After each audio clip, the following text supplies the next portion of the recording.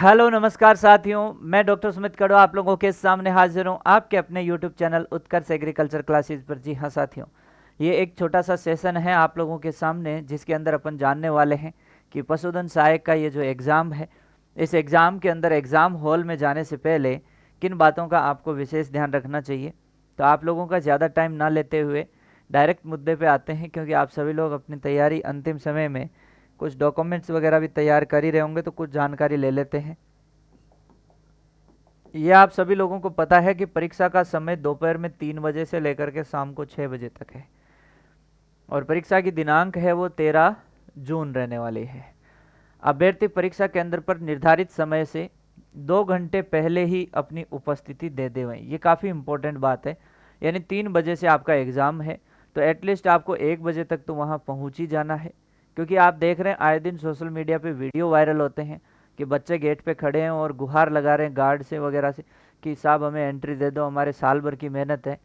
तो भाई आप लोगों से निवेदन इतना ही है कि समय पे पहुंच जाएं पहले अपने सेंटर के वहाँ पे, और आपको दोपहर 3 बजे तक का टाइम है, वैसे भी काफ़ी टाइम होता है, तो 1 बजे तक अपने सेंटर के बाहर पहुँच जाएँ, 1 से पहले ही पहुँच जाएँ, है ना। बढ़िया छाछ वाछ पी के दोपहर का टाइम में कोई दिक्कत नहीं है, ताकि तलाशी के उपरांत आप समय पर परीक्षा कक्ष में नियत स्थान पर बैठ सकें। परीक्षा प्रारंभ होने के नियत समय से 1 घंटे पूर्व तक ही परीक्षा केंद्र में प्रवेश की अनुमति होगी, मतलब कि 2 बजे आपकी एंट्री बंद हो जाएगी।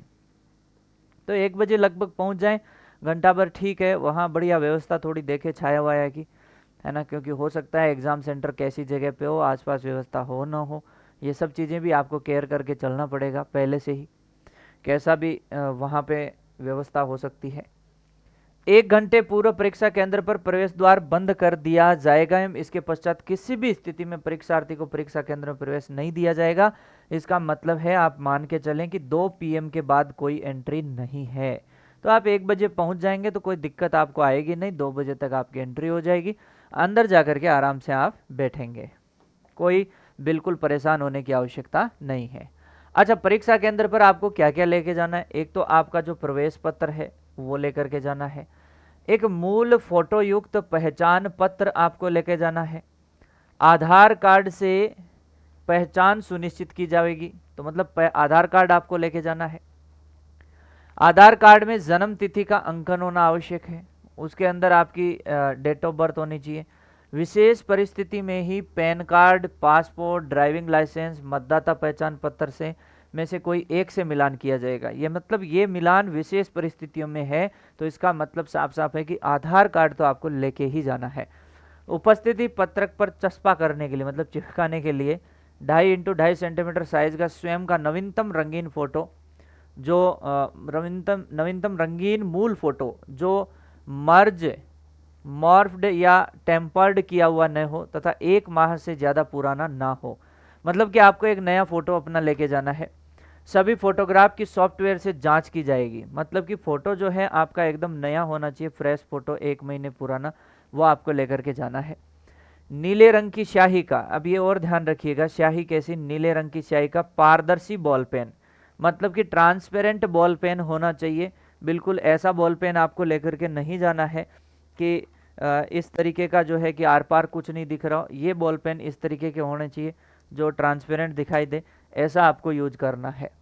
इसके अलावा कोई अन्य सामग्री परीक्षा केंद्र पर लेकर के नहीं जाए, ये तो आप खुद समझदार हैं, ठीक है। परीक्षार्थी के परीक्षा में सम्मिलित होने हेतु ड्रेस कोड क्या है, ये भी थोड़ा सा ध्यान से सुन लेंगे कि भाई ड्रेस कोड जो है वो उसकी पालना पहले से ही करें आप। तो परीक्षार्थियों के प्रवेश के लिए ड्रेस कोड, पुरुष अभ्यर्थी जो है वो आधी या पूरी आस्तीन के शर्ट या टी शर्ट पहन सकते हैं। कोशिश रखें कि हाफ बाजू ही पहन के चले जाएं, कोई दिक्कत नहीं है। कुर्ता पायजामा पैंट पहनकर आएंगे, जींस पहनकर आने की अनुमति नहीं होगी। तो कोशिश यही रखेंगे कि भाई साहब जींस पहन करके ना जाएंगे, बढ़िया लोअर टी शर्ट में जाओ बिंदास होकर के, क्या टेंशन है। महिला अभ्यर्थी सलवार सूट, चुन्नी या साड़ी, आधी या पूरी आस्तान का कुर्ता या ब्लाउज पहनकर एवं अपने बालों में साधारण रबर बैंड लगाकर आएंगी, जींस पहनकर आने की अनुमति नहीं होगी। यानी ये साफ साफ क्लियर बात है कि ना लड़कों को जींस पहनने की अनुमति है ना लड़कियों को जींस पहनने की अनुमति है, ये क्लियर साफ निर्देश है। परीक्षार्थी पूरी आस्तीन का कुर्ता शर्ट ब्लाउज पहनकर आ सकते हैं, किंतु अपनी वेशभूषा में बड़ा बटन, मेटल बटन, किसी प्रकार के ब्रॉन्ज, जड़ाऊ पिन या बेज या फूल आदि लगा कर आने की अनुमति नहीं है। लाख या कांच की पतली चूड़ियों के अलावा किसी भी प्रकार के जेवरात या अन्य प्रकार की चूड़ियां, कान की बाली, अंगूठी, ब्रेसलेट पहन करके नहीं आएंगे। ऐसी कीमती सामान है तो पहले से घर पे रख के चले जाएं, वरना बाहर बाद में ऐसे वीडियो वायरल होते हैं कि मेरे ये सोने की बालियां थी, बैग में रखी थी, वो ले गए, ये ले गए, तो भाई लेके ही नहीं जाना है वहाँ। परीक्षार्थी परीक्षा केंद्र में किसी भी प्रकार की घड़ी, धूप का चश्मा, बेल्ट, हैंडबैग, हेयर पिन, है ना, ताबीज, गंडा, cap, hate, scarf, stall, shawl, muffler पहनकर परीक्षा में शामिल नहीं होंगे। हवाई चप्पल, स्लीपर, सैंडल, जूते, मोजे सभी छोटे टखने तक के पहनकर आने की अनुमति होगी। ठीक है, मतलब छोटे टखने तक पहन के जाएं। और मैं तो कह रहा हूँ सबसे बढ़िया है, मेटल चेन वाले जूते को पहनने की अनुमति नहीं होगी। यदि किसी वस्तु को पहनकर आने में ड्रेस कोड में शामिल होने के संबंध में संदेह या विवाद हो तो इस संबंध में केंद्र पर परीक्षा से जुड़े अधिकारी का निर्णय ही क्या होगा, मान्य होगा। अब आपको एक चीज़ ये भी ध्यान रखनी है भाई साहब यहाँ पे, और वो मुख्य चीज़ क्या है कि आपको मैं एक सिंपल चीज़ कह देता हूँ, क्या इतने ड्रेस कोड के लफड़े में पड़ना। सिंपल टी शर्ट पहन के जाओ, लोअर पहन के जाओ, चप्पल पहन के जाओ, कोई नहीं रोकेगा, है ना। हाँ, आराम से बढ़िया ड्रेस कोड, इससे बढ़िया ड्रेस कोड कुछ नहीं है।